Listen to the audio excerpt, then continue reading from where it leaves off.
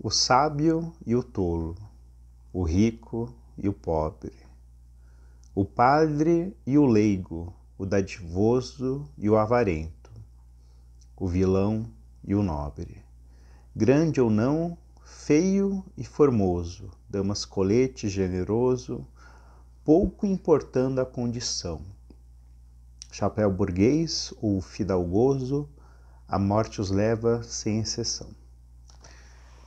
Oi, eu sou o Eduardo Vilar e chegou a hora e a vez da poesia. Esse é um trecho do poema Onde Estão os Joviais Rapazes, né, que eu li do livro do poeta François Villon. O livro chama Balada dos Enforcados e Outros Poemas. Foi traduzido pelo Péricles Eugênio da Silva Ramos. E é um poema que eu gosto bastante e é um tema que aparece ao longo do livro, que é essa questão da humildade diante da morte, né? Então, vai aparecer várias vezes. Esse livro aqui, eu comprei ele faz um bom tempo, por uma recomendação de um amigo de República, que fazia letras que nem eu, na época. E ele me recomendou por causa do primeiro livro, do primeiro poema desse livro, que eu vou ler depois, que me chamou muita atenção. Eu adorei esse primeiro poema e tal, depois eu fui tentar ler os próximos e eu tive um pouco de dificuldade. Acho que na época eu tinha menos conhecimento de literatura, menos maturidade para lidar com literatura, e os outros poemas eram bem diferentes. Bom, eu gosto muito dessa edição da Edra, que era acho que das primeiras publicações dele, isso daqui é de 2008, né? Ele tem essas edições padronizadas, né, com uma imagem, e aí o resto da diagramação é igual, né? E é bonitinho porque ele fica bonito na estante, a coleção. E o Villon, ele é um poeta francês do século XIV, né? E isso vai gerar algumas dificuldades de leitura para quem lê coisa, né, a partir do século XIX para frente, por exemplo. Né? Ele tem uma visão aquela visão mais, né, da sociedade da Idade Média, e a visão dele de literatura é diferente do que a gente costuma ler, né? Então ele apresenta algumas dificuldades. Nesse livro tem trechos de 3 obras dele, né? Que seria o Testamento Maior, ou Testamento, né? Traduzido assim também, Testamento Menor ou Legado, e Poesias Diversas. Começando a comentar da tradução, eu gostei muito da tradução do Péricles. Algumas expressões ficam um pouco estranhas, assim, ou tem alguns termos que você tem que dar para cada um dicionário para conseguir entender, mas eu acho que a sonoridade dele é muito, muito boa. Você vai lendo, às vezes, por mais que tenha algumas palavras que você não compreende, a leitura flui bastante. E acho que isso é bem legal, ainda mais para um texto tão antigo, né, do século XIV. Então acho que ele conseguiu manter essa fluidez e essa musicalidade muito bem feitinha mesmo. É um livro bilíngue, eu não li no francês, porque eu não leio francês, mas para quem lê, tem essa possibilidade. Tem vários temas que são bem recorrentes no livro, aparecem bastante. Tem desde essa questão, né, da morte, da efemeridade da vida, porque a vida passa, e a vida passa para os grandes, passa para as pessoas desconhecidas, comuns. Fala muito dos pecados, né? Ele dá muitos exemplos maus exemplos, né, de pecadores, e dá também muitos conselhos. Então é um livro que tem uma questão moralizante muito forte, né? Mas quando ele fala da morte, tem a ideia de que a gente tem que ser humilde diante dela. E ele sempre insere a questão de Deus, então tem uma ideia de que você tem que se comportar muito benzinho durante a vida para você não acabar indo para o inferno. Então vai chamar a atenção de quem lê isso. Os poemas que em geral eu gostei mais são esses poemas mais austeros, né? Que fala da morte desse jeito bem rígido, bem sério. E lendo eles, essas semanas que eu estava lendo para preparar o vídeo, eu fiquei lembrando um pouco do começo da pandemia, né? Aquele clima de que a gente forçado passou a conviver muito com a ideia da morte, pensar na morte de pessoas próximas, na nossa própria vulnerabilidade, né? E acho que é um poema que tem esse clima, assim, bem sereno, bem sério. Eu acho que isso é uma coisa legal que, enfim, né, faz sentido para a experiência humana de modo geral. Essa ideia de que tem algo que a gente não controla. O meu poema favorito, então, é o primeiro poema do livro, que é esse Balada dos Enforcados. Balada é um tipo de poema que ele tem geralmente ele vai ter um tom mais sério, porque ele na origem ele era declamado para príncipes, né? Então ele tem esse tom mais elevado, mais nobre. Irmãos humanos, que depois de nós viveis, não tenhais duro contra nós o coração, porquanto se de nós, pobres, vos condoeis, Deus vos concederá mais cedo o seu perdão.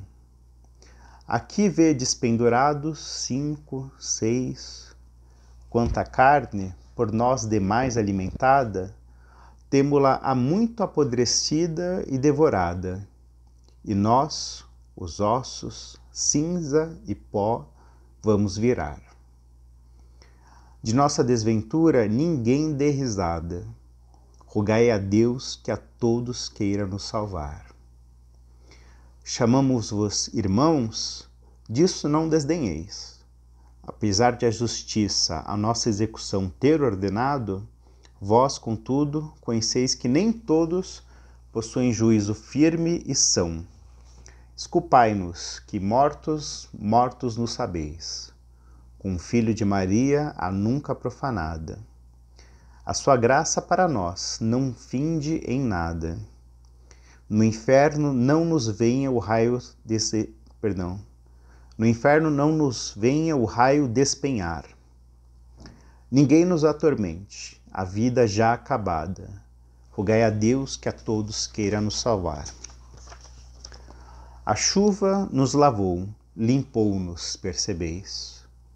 O sol ressequiu até a negridão. Pegas, corvos cavaram nossos olhos, eis. Tiraram-nos a barba, a bico e repuxão. Em tempo algum, tranquilos, nos contemplareis. Para cá, para lá, o vento de virada, a seu talante leva-nos sem dar pousada. Mais que a dedal, pica-nos pássaros no ar. Não querais pertencer a esta nossa enfiada. Rogai a Deus que a todos queira nos salvar. Príncipe bom Jesus, de universal mandar. Guardai-nos, ou o inferno então nos arrecada. Lá nada temos a fazer, nada a pagar. Homens, aqui a zombaria é inadequada. Rogai a Deus que a todos queira nos salvar. Então esse poema fala isso que eu estava comentando, né, dessa humildade diante da morte, essa questão da preocupação com o pós-vida, né, e essa ideia de que a vida material, né, a vida na Terra, ela é perecível e ela é pequena diante do que vai esperar eles depois da morte, né. Tem uma última coisa que eu queria comentar do Villon, que é uma coisa que está presente no prefácio, né, do livro que é o prefácio feito pelo próprio tradutor, né, o Péricles Eugênio, mas que você encontra por aí, que é a ideia de que esses poemas seriam um retrato da vida do poeta, né? Então, nesses poemas, né, que ele faz o testamento dele, que ele fala do legado dele, estaria retratado a biografia dele. E isso é uma coisa que eu já estava suspeitando por um pouquinho que eu vi do Gregório de Matos, mas eu encontrei uma tese, deixa eu achar o nome dela. A tese é Testamento do Vilão, Invenção e Recepção da Poesia de François Villon. Vou botar o link dela na descrição do vídeo. E ele fala uma coisa que é assim, essa ideia de que a relação entre vida e obra é indissociável, do tipo a vida acarreta na obra, e a obra, os poemas explicam a vida, isso é uma ideia bem recente, isso daí é uma ideia que é do século XIX, né? Então ela não está adequada aqui aos poemas, né? E nessa tese ele vai estudando como que muitos biógrafos do Villon fizeram biografia em cima dos poemas, né? Então isso daí seria algo anacrônico, inadequado, é uma coisa que veio muito posterior à época dele, né? E às vezes vão pegar isso para falar, principalmente os poemas satíricos dele, os poemas de crítica mais bem-humorada, que é como se o Villon fosse um poeta, como se fosse um poeta maldito, um bon vivant, um vida louca medieval, E, na verdade, isso eu acho que não casa com os poemas, né? Na minha leitura dos poemas satíricos, eu acho que ele está sempre, na verdade, fazendo coisa bem humorada, mas criticando aquilo que a gente está dando risada nos poemas, né? Eu vou ler esse último poema aqui do vídeo, que é um poema que mostra um pouco isso que eu estou comentando, que chama Balada Final. Então, como se estivesse no final do testamento dele, e vai falar de como é que foram os últimos momentos do Villon que faleceu. Do mísero Villon, o testamento aqui se encerra. Aqui tem conclusão. Vinde todos ao seu sepultamento, se ouvirdes a sineta do pregão. Com roupas rubras como vermelhão, que ele Marte de amores sucumbiu. Foi isso que jurou por seu colhão, quando ele deste mundo se partiu. E creio bem nesse esclarecimento.